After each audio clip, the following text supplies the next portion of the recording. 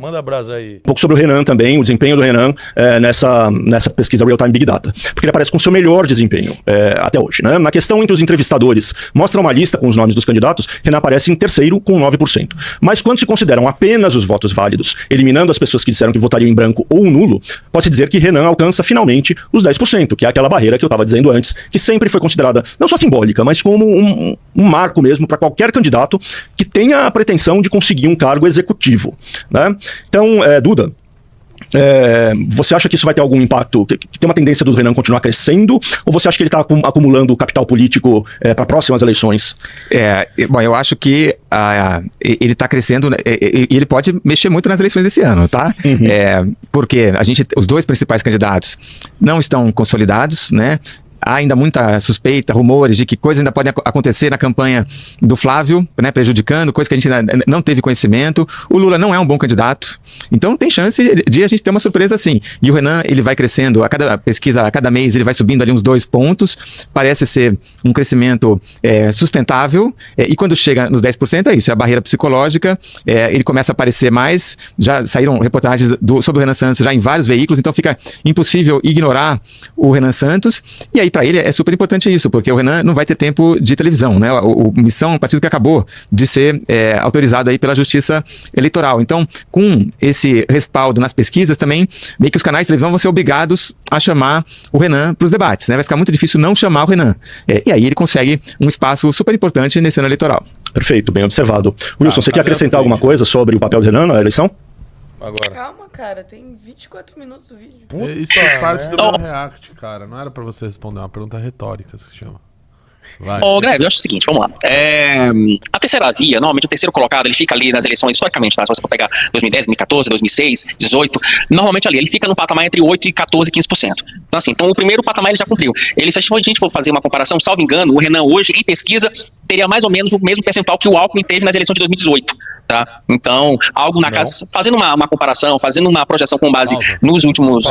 Dado errado aí, formado. Completamente errado, e eu nem sou jornalista, velho. Pô, o Alckmin, se não me engano, teve menos do que 5%. 4%. 4%. Né? Com toda a máquina partidária que tinha, apoio aparentemente de prefeitos pelo Brasil inteiro, estado daqui, então, de São Paulo, nem se fale. E mesmo assim... o Alckmin nem foi o terceiro lugar de 2018.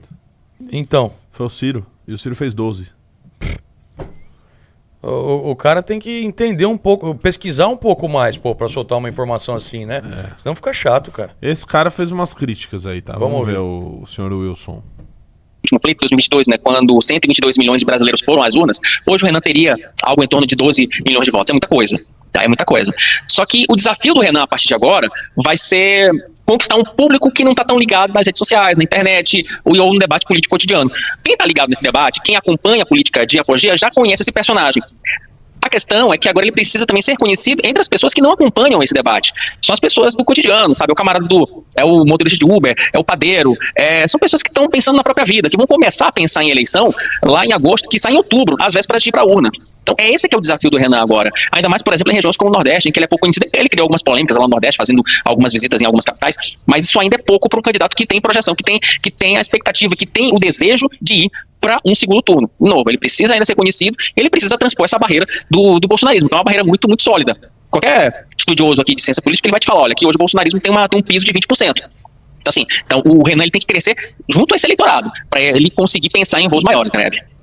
E só uma correção, Wilson, na verdade, essa eleição eu conheço bem, o Alckmin terminou o primeiro turno de 2018 com 4,5%. 4,5%, verdade. Difícil. Vamos continuar falando do Renan Santos aqui, porque o partido feio, né, Missão... Ficou tão feio pros caras lá que acho que mandaram no ponto eletrônico do rapaz aí que precisava corrigir. Qual que é o nome desse cara? Não sei.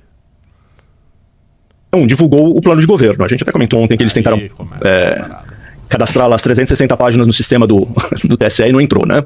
Mas tá aí o plano de governo deles, baseado no livro amarelo do Movimento Brasil Livre, que foi escrito após inúmeras discussões entre seus membros. Esse plano de agora tem 51 páginas e provavelmente vai ser o mais original, né, dessas eleições. Por ser um partido que só obteve em novembro do ano passado a autorização da Justiça Eleitoral, a Missão fez um programa do zero, sem ter que repetir fórmulas de outros e já desgastadas. A gente separou aqui alguns dos trechos mais polêmicos desse programa. Vamos ver, olha lá. Lei Rouanet para presídios. Criticar a Rouanet sempre foi um ponto fundamental do nosso discurso. Em meados do ano passado, propusemos, por intermédio do nosso deputado federal Kim Kataguiri, o redirecionamento de recursos da Lei Rouanet para a construção de presídios de segurança máxima. Regulação da imprensa. Você tinha mencionado isso ontem, né, Duda? Demarcamos nossa posição em relação à liberdade de imprensa e propomos, alternativamente, a criação de um código de imprensa, que hoje não possui regulação, haja vista os seus 2 problemas centrais: a concentração da mídia em um oligopólio e o viés político dos jornalistas. Acho que esses pontos a gente já viu, eu quero ver os comentários dele. Vamos de autodisciplinar, comentar essas... Olha, eu não sabia dessa ideia do Missão de disciplinar a imprensa. Isso aí é petismo puro. Como é que eles conseguiram se encontrar com o petismo? Uma das propostas mais stalinistas que o petismo tem é uma coisa, é um enigma para mim. Você tem uma explicação para isso, Duda? Eu comentei aqui que acho que foram 200 voluntários que ajudaram na elaboração. Muita gente também que entrou na política. Eles demoraram muito. Tô tentando achar uma explicação, né? Não te explicar, não. Eles que se expliquem, Duda. Mas talvez eles tenham demorado muito para ganhar destaque nos grandes veículos que eles gostariam de aparecer, né? E aí tem esse pé atrás com a imprensa de uma maneira geral. Agora, quando a gente olha a imprensa, na verdade, hoje a imprensa é uma coisa super fragmentada, né? Não existe mais esse oligopólio, né? A Globo, que todo mundo falava da Globo, a Globo tá com dificuldade, né? Você vê a Copa do Mundo, foi todo mundo viu na Cazé TV, né? Quer dizer, e aí fala de diploma de jornalista, gente, nunca precisou disso daí, isso era uma coisa da ditadura, né? Aliás, tem ótimos jornalistas que não têm diploma e nunca precisaram, né? Eu tenho, mas nunca pediram, né? Não faz sentido, né? Quer dizer, também, você falou petismo puro, só quem briga pelo diploma de jornalista acho que é o sindicato de jornalistas, ninguém mais, e ainda assim conseguiram colocar isso dentro do programa do Missão. Mas olha, no começo dos anos 2000, no primeiro governo do Lula, o partido batalhou de verdade para criar o tal do Comitê de Supervisão da Imprensa. Eles queriam o governo supervisionando aqui. Vamos lá, é que eu acho que o Ricardo ele acabou já respondendo, né, esses pontos, porque ele respondeu o que estava na matéria do antagonista aqui, então talvez vou correr o risco de ser repetitivo do que o Ricardo falou na live de ontem. Mas pode falar. Mas pode falar, né? Primeiro, vamos lá. No caso da Lei Rouanet dos Presídios, ele nem comentou isso. O segundo, sobre a questão da imprensa. O manifesto do Livro Amarelo sobre imprensa é um manifesto de liberdade de imprensa. Única e exclusivamente isso. Está escrito e reiterado qual é o posicionamento acerca disso por várias e várias vezes.